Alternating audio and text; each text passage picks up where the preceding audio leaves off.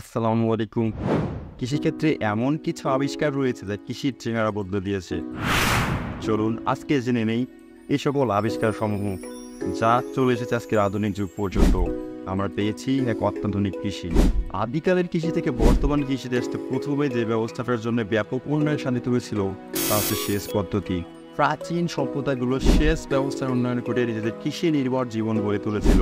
আধুনিক সেচ পদ্ধতি যেমন ড্রিপ সেচ এবং স্ট্রিকচার সেচ ফসলের উৎপাদনশীলতা উল্লেখযোগ্যভাবে বৃদ্ধি করেছে। সেচ হলো বাঁধ, খালা, নাল, বিল ইত্যাদির মাধ্যমে অথবা অন্য কোনো যান্ত্রিক উপায়ে ক্ষেত খামারে পানি সরবরাহ করা। সেচ কার্যক্রম এশিয়া, আফ্রিকা, আমেরিকায় হাজার বছর পূর্ব থেকে চালু করা হয়েছে বলে অনুমান করা হয়। বিশেষ করে যেসব এলাকা বৃষ্টিপাত 500 মিলিমিটারের কম, সম্ভবত সেচ পদ্ধতির প্রথম প্রচলন হয়েছিল প্রাচীন মিশরে। আধুনিক কালে ভূগর্ভস্থ এবং পানির উপরিভাগে অবস্থিত পানির উৎস থেকে ক্ষেত খামারে পানি দেওয়ার জন্য সেচ কাজের জন্য সেচ পাম্প চালু হয়েছে। বাংলাদেশে ব্যাপকভাবে ব্যবহৃত সেচ যন্ত্রগুলি মোটামুটি দুরকম: মোটর চালিত পাম্প এবং হস্তচালিত পাম্প। এই হস্তচালিত পাম্পের মধ্যে আছে ডোন পাম্প, দোলনা সেচ, দাঁড় pump. Subscribe to my channel.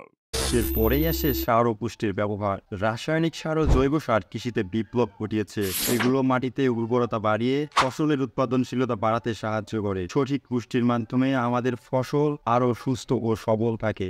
মিশরীয়, রোমানীয়, ব্যাবিলনীয় এবং প্রথম দিকের জার্মান বাবাই তাদের খামারের উৎপাদনশীলতা বাড়ানোর জন্য খনিজ কিংবা সার ব্যবহারের প্রমাণ পাওয়া যায়। মাটির কার্যকারিতা বাড়ানোর জন্য ছাইয়ের ব্যবহার ব্যাপক আকারে দেখা যায়। 19 শতকে পক্ষীমল সার, যা আন্দাজে 1500 বছর যাবৎ ব্যবহৃত হয়ে আসছিল। পেরু এবং চিলি থেকে ইউরোপ এবং মার্কিন যুক্তরাষ্ট্রে প্রচুর পরিমাণে এ সার আমদানি করা হয়। সার হলো প্রাকৃতিক কিংবা কৃত্রিমভাবে তৈরি করা কোনো উপাদান যা মাটিতে কিংবা উদ্ভিদের টিস্যুতে প্রয়োগ করা হয়, যাতে উদ্ভিদের বিভিন্ন ধরনের পুষ্টিকর উপাদান নিশ্চিত করা যায়।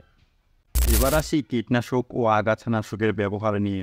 কীটনাশক ও আগাছানাশক ফসলের রোগ পোকামাকড় থেকে রক্ষা করে। এটি ফসলের ক্ষতি কমিয়ে উৎপাদনশীলতা বৃদ্ধি করে। কীটনাশক এক ধরনের বিষাক্ত পদার্থ যা কীটপতঙ্গকে মেরে ফেলতে সাহায্য করে। রাসায়নিক পদার্থের দ্বারা প্রস্তুতকৃত কীটনাশক মূলত পোকামাকড়কে নির্মূলের ক্ষেত্রে ব্যবহৃত করা হয়। এর ব্যবহারে পোকামাকড়ের ডিম, লার্ভারও বিকাশ ঘটে না। কৃষি, চিকিৎসা, শিল্প প্রতিষ্ঠান ও গৃহস্থলী কর্মে এ সকল কীটনাশক ব্যবহার করা হয়। কৃষিতে উচ্চ ফলনশীল বীজের ব্যবহার। উচ্চ ফলনশীল বীজ কিংবা জেনেটিক্যাল মডিফাইড জিএম ফসল উৎপাদন কৃষিতে এক বিপ্লব এনেছে। এসব বীজ ফসলের উৎপাদনশীলতা ও রোগ প্রতিরোধ ক্ষমতা বাড়ায়। কৃষি যন্ত্রপাতি। আধুনিক কৃষি যন্ত্রপাতি যেমন ট্রাক্টর, হারভেস্টর, রোভারেটর ইত্যাদি কৃষিকাজকে অনেক সহজ ও দ্রুততর করেছে। এটি ম্যানুয়াল লেবারের প্রয়োজনীয়তা কমিয়ে ফসল উৎপাদন দ্বিগুণ করে। 1960-এর দশকের শেষের দিকে এবং 1970-এর দশকের প্রথম দিকে এদেশে আধুনিক কৃষি যন্ত্রপাতি ব্যবহার শুরু হয়, যার লক্ষ্য ছিল উচ্চ ফলনশীল শস্যের জাত, উন্নত সেচ ব্যবস্থা, যান্ত্রিকীকরণের মাধ্যমে খাদ্য উৎপাদন বৃদ্ধি করা এবং দারিদ্র্যতা হ্রাস করা। এ সময়ে সরকার আন্তর্জাতিক ও দাতা সংস্থার সহায়তায় দেশে আধুনিক কৃষি যন্ত্রপাতি চালু করার জন্য কর্মসূচি পালন করে। শিল্প বিপ্লবের আগমন এবং আরো জটিল যন্ত্র বিকাশের সাথে সাথে চাষের পদ্ধতিগুলো একটি দুর্দান্ত অগ্রগতি নিয়েছিল। একটি ধারালো ব্লেড দিয়ে হাতে শস্য কাটার পরিবর্তে চাকাযুক্ত মেশিনগুলো একটি অবিচ্ছেদ্য দোলনা কেটে দেয়। লাঠি দিয়ে পিটিয়ে শস্য মাড়াই করার পরিবর্তে মাড়াই যন্ত্রের মাথায় এবং ডালপালা থেকে বীজ আলাদা করে। প্রথম ট্রাক্টর 19 শতকের শেষ থেকে আবির্ভূত হয়েছিল গ্রিন হাউস প্রযুক্তি। গ্রিন হাউস প্রযুক্তি পরিবেশ নিয়ন্ত্রণের মাধ্যমে সারা বছর ফসল ফলানোর সুযোগ করে দেয়। বিশেষত যেসব অঞ্চলের আবহাওয়া অত্যন্ত চ্যালেঞ্জ, সেখানে অত্যন্ত বেশি কার্যকর। গ্রিন হাউস বিশেষ কাঠামো যার ভিতরে তাপমাত্রা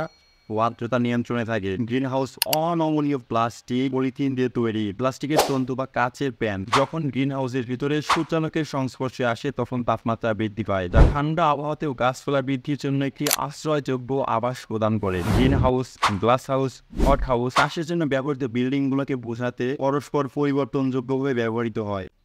হাইড্রোপনিক্স ও অ্যাকুয়াপনিক্স। হাইড্রোপনিক্স হলো গাছপালার একটি জনপ্রিয় পদ্ধতি যা শুধুমাত্র রাসায়নিক পুষ্টি ও জল ব্যবহার করে, যার মানে এই পদ্ধতিতে মাটি একদমই ব্যবহার না করে উদ্ভিদের বৃদ্ধি করা হয়। অ্যাকুয়াপনিক্স একটি ক্রমবর্ধমান পদ্ধতি যা একই সাথে পরিবেশের মাছ ও উদ্ভিদের বৃদ্ধি ঘটায়। হাইড্রোপনিক্স ও অ্যাকুয়াপনিক্স হলো মাটি ছাড়াই ফসল ফলানোর প্রযুক্তি। এতে পানি ও পুষ্টি সরাসরি উদ্ভিদে ব্যবহার করা হয়, যা শহরের কৃষি এবং যেসব মাটির স্বল্পতা আছে সেখানে অত্যন্ত কার্যকর। ড্রোন এবং স্যাটেলাইট ইমেজারি।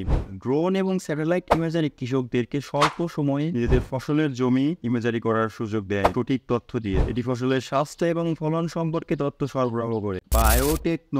বায়োটেকনোলজি কৃষিতে ব্যাপক বিপ্লব এনেছে। এর মাধ্যমে ফসলের জিনগত পরিবর্তন করে উচ্চ ফলনশীল এবং রোগ প্রতিরোধী জাত উৎপাদন করা যায়। এটি মূলত উদ্ভিদবিদ্যা ভিত্তিক প্রযুক্তি, বিশেষ করে যখন প্রযুক্তি কৃষি, আন্তঃবিজ্ঞান এবং ঔষধ শিল্পে ব্যবহৃত হয়। Subscribe to my channel.